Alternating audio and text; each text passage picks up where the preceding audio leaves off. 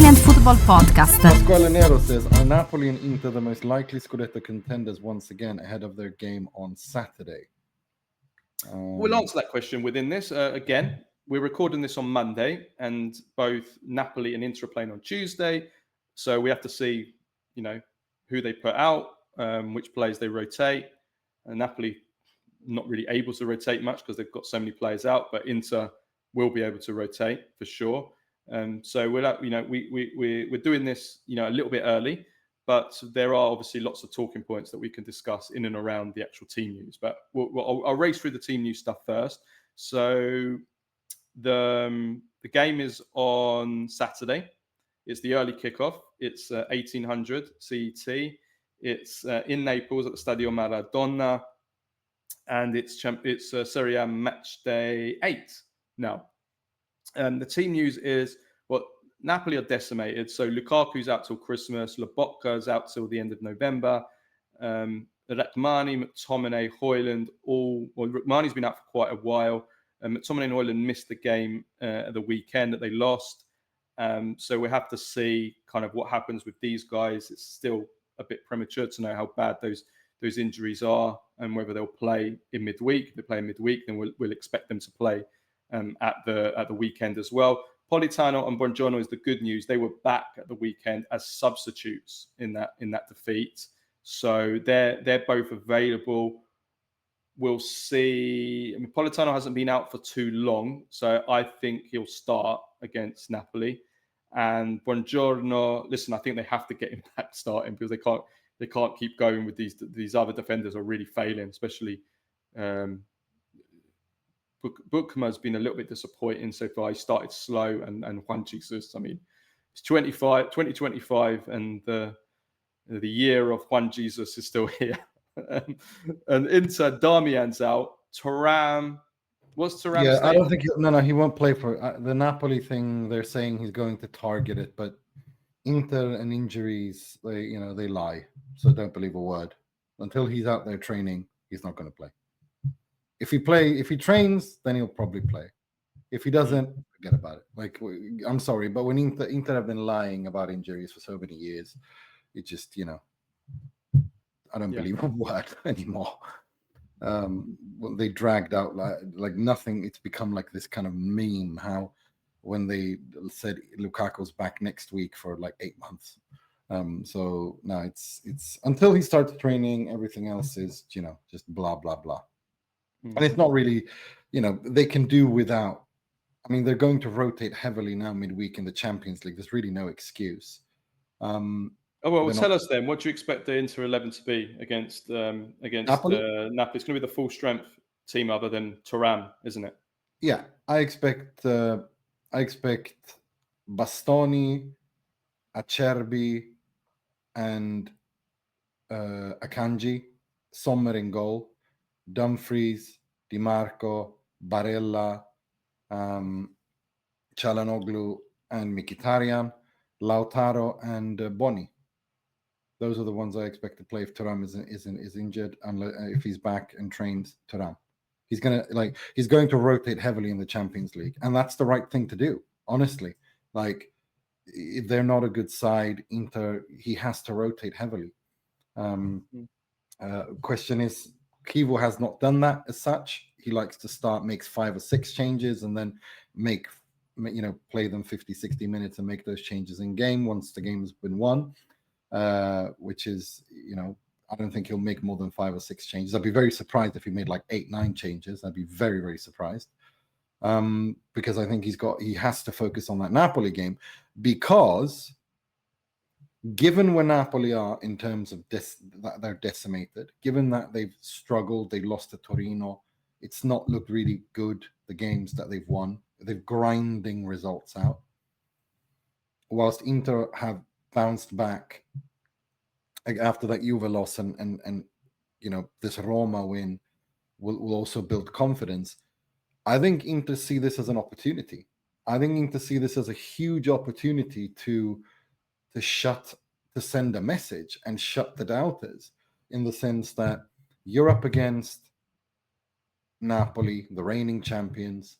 They're in a weaker spot. They're in a weaker position. in terms of because of the several injuries to key players. They haven't looked too good, whilst you're actually on a really positive trend. You just beat Roma. You can win your 7th game in a row. You can take your 3rd consecutive win in the Champions League. So you're on a very positive trajectory. There's an opportunity. I think the way, based on how how Chievo communicates and manages Inter, he's that kind of a guy where he's like, guys, we have an opportunity here to send a clear message, not just in the Scudetto race, but to everyone, that we're the real deal. More than it weighing them down, I think it's an opportunity. If anything, and if there's anything we know about this Inter side, there's the senators of this Inter side is they will want revenge for having lost the title to Napoli, which they feel they should have won. So this is a huge opportunity for them to prove a point. So I think it's also a big opportunity, Nima, for the team Inzaghi lovers. If Inter win this, a prick, you know that you are such a prick. If the only reason you're saying that is to wind me up. if Inter win this game, so let me tell everyone, I really lost it before we started recording, and that's what he's trying to provoke me to do, and I'm not going to fall for it. Well, all I was going to say is if Inter win this game, no, I know what you were doing. Don't try to pretend like you weren't. You were stoking the fire. Don't pretend. I know exactly what you're doing. Rubbing my hands. No, I'm fed up with that discussion. I'm fed up. No, all I was going to say is there's a serious point I was going to make, although I will admit guilty as charged. I'm trying to wind Nima up here because Nima hates all these kind of like. No, it's an unintellectual and uninteresting discussion. They're all saying, "Oh, see what Christian Chievo's done. He's come in. He's already set a record, 6 wins in a row. Everybody, all the, was Inzaghi. We're not missing Inzaghi at all. That's fine. Don't miss Inzaghi. I don't care about stuff like that. It's this notion that this it's like there's no analysis here, and there's no. The discussion centers on such stupid talking points that I'm actually not interested in participating in anymore. It's like this jaded girlfriend syndrome that people have since the Champions League final. Look, I've been, my position has been very clear. I think there's a couple of things you have to bring up, and this is the last time I'm going to talk about this. I'm never addressing this again. It's for me, this is like Calciopoli. I'm done with this now. If you still want to talk with it, join talk the about club, it, mate. Go join the talk club. to someone else. Glad you said that. I've had enough. No, I've been there for quite a while. I zone out because I've had enough of it. I think it's all there. I've spoken about it at great lengths. I've done it for 15 years. I'm bored. But the last 4.5 months have been so dreary, and I give people time to process and whatnot. But when it reaches the point where it's becoming this like obsessive, and it's like it's just there's no brain power involved. It's just saltiness. I'm not interested in that. Look, my perception on the Inzaghi era is multifaceted. I look at several things. Number one, where was the club when he found it? How did he leave it? Was there an improvement? And I think there's no doubt that it was improvement. There's no doubt in every single metric. Now, if you look at the results per se, Inter in the Champions League under Inzaghi were outstanding. No one can criticize his tenure or his results in the Champions League. They overperformed many, many times over. And they were a big European side. Agreed. Playing sun's in my eye. Playing teams that are demonstrably better than them and measuring up to them time and time and time again. And that, the miracles they performed against Barcelona in particular, I think is just outstanding. I mean, they did it against Real Madrid, even though they lost. The performance-wise, the way they approached the games, Liverpool at Anfield, and also in the first leg at the San Siro, that was really, really good. He really overperformed there. He won the Coppa Italia, he won the Supercoppa 3 out of 4. There's not much to talk about. The issue is twofold then. Did he win enough Scudetti at Inter? No, he didn't, especially last season. It's one thing if Napoli wins the Scudetto at 90 points. You have to respect that. I think Napoli were one of the best teams in Europe that season, and I think their hammering of Liverpool at the Maradona under Spalletti proves that, just objectively. I think Napoli fully deserved that Scudetto. It was a great win.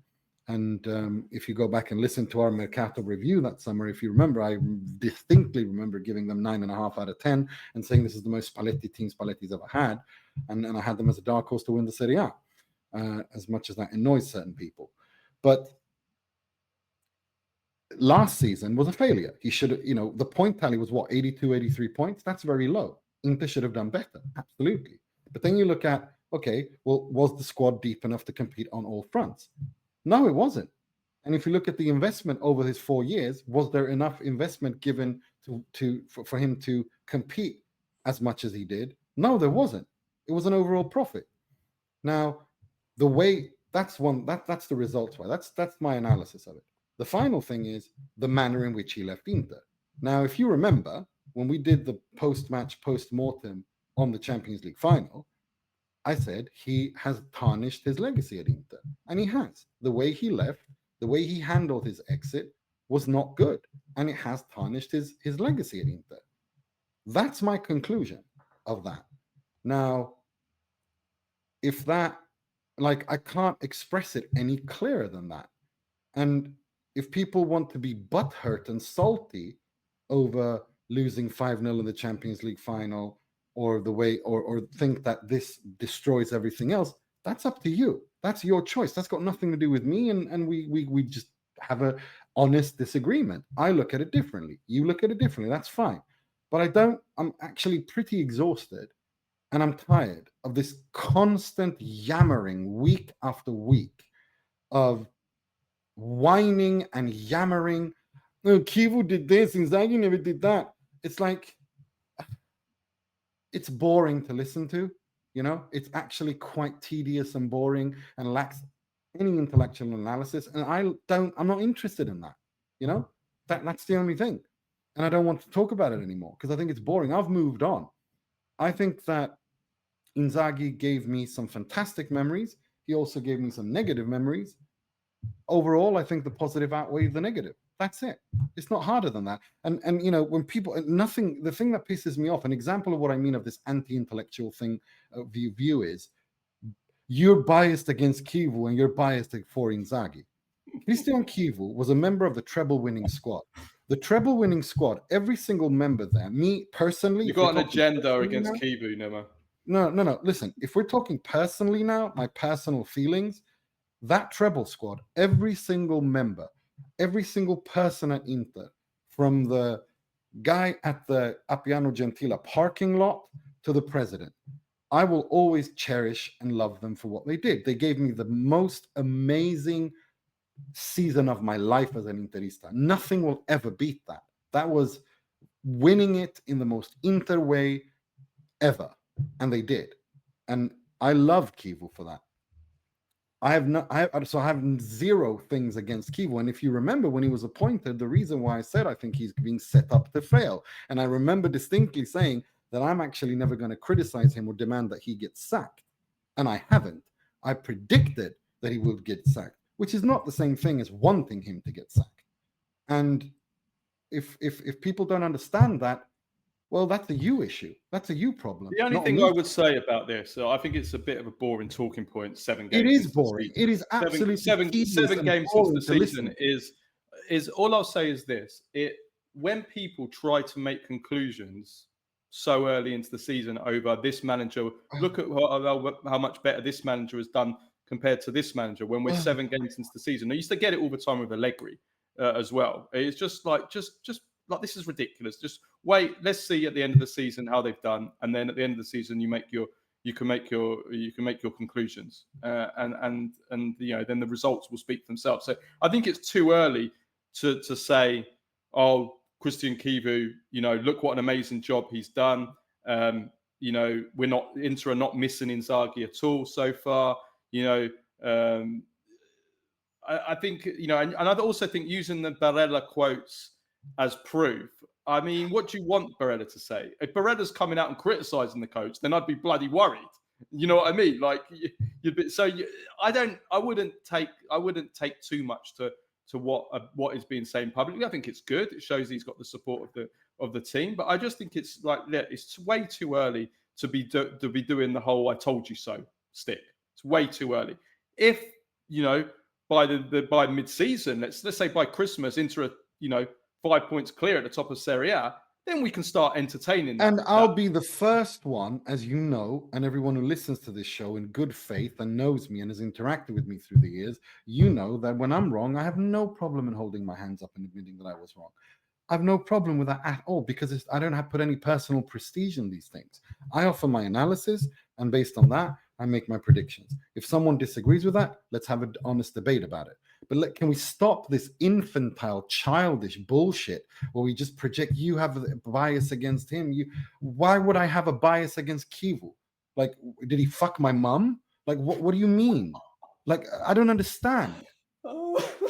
Like, why would I have a problem with Christian Kivu? Again, this is someone who was part of a team that gave me the most enjoyment I have ever had as an Inter fan. Don't like Romania. Yeah, okay. I mean, it's weird, and I mean, it also goes to show that they're not listening to what you've said.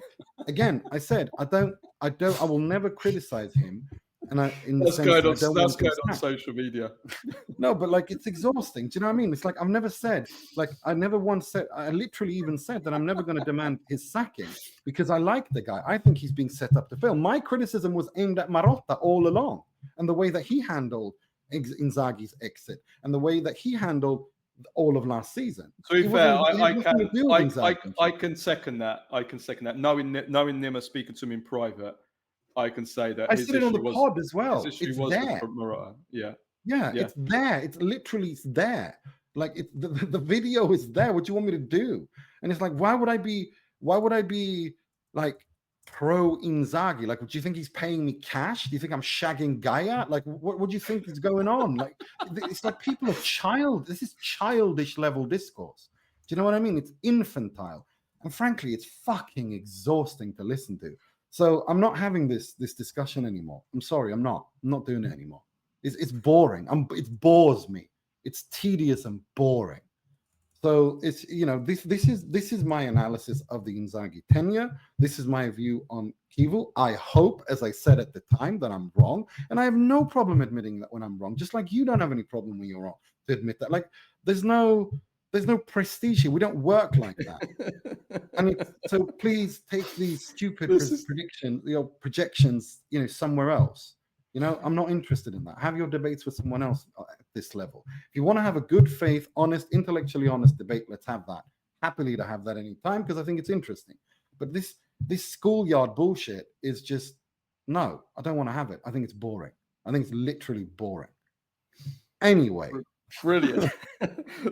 Listen, no, it's been going on for 5 months, and it's like, shut up already. It's enough. I successfully trolled Nima into you're a prick. You're evil. Anyway, so no. Anyway, let me just resume through the past. We've given you way too much good content. No, I want to talk about the just look, probable 11 for Napoli. Listen, it depends if they're available. If Lakmani, McTominay, Højlund prove their fitness, if Politano, Buongiorno prove their fitness, it's possible they could all start. I don't think that all the defenders will start, because I think that's too much of a gamble given they're not fully fit. But I think Milinkovic, Savic, Di Lorenzo, I think Buongiorno will start. Then it will be Lakmani or Bukma. Like, it's a bit of a gamble starting both those two centre-backs having been out. So it might be that Bukma starts, but we'll see. Left back will be either Spinazzola or Oliveira. Does he want to go for someone that's better in the air to defend Dumfries aerially, or does he want to go with Spinazzola, who for me has been Napoli's best player consistently this season, and he's been a one-man attack, so I think you have to play Spinazzola. Then the midfield, I think it will be Gilmour, it will be Anguissa, De Bruyne. I think McTominay back on the left if he's available, Politano on the right, Højlund in attack if they're all fit. If they're not, then Napoli are probably going to have a few issues again.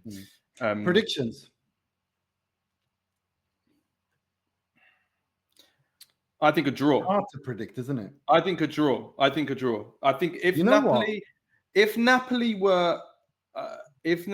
weren't decimated, and I don't just mean decimated by injuries, but decimated also when include the fact that some of the players and some of these injured players will play are not fully fit. They're way off their full fitness. I would have said Napoli. I would have been confident of a Napoli win at home, but No, not with these injuries. I think it becomes open. So I think a draw. I think that's like that's where I start, a draw. But I actually think Inter can win this. I really do. I think it's a little bit like the Roma game. If anyone wins this, it's Inter. Mainly because of, I think if you look at the positive trajectory where Inter are mentally, and also Kivu's calm, like Marotta said, and we've spoken about long before Marotta said it this weekend about how he spreads calm around. He's calmed everyone down. He's got everyone united, working towards the same goal. That's completely Kivu, and I think his handling of these situations is excellent.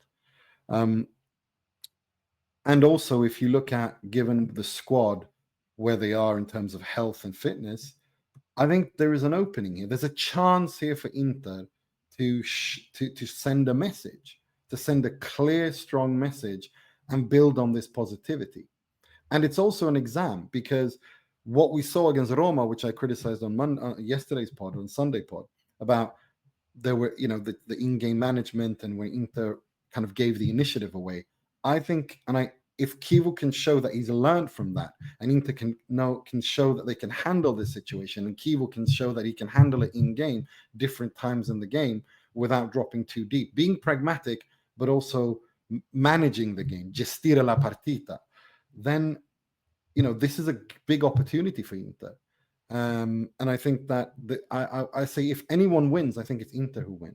But yeah, I'd say a draw. Yeah, pretty much basically like how I view the Roma game. I think it's a draw, but if anyone wins, it's Inter, if that makes sense. Yeah, fair enough. I mean, based on the form and fitness and everything, you'd probably go that. But again, we're recording this before the midweek games, and we'll see what comes of that.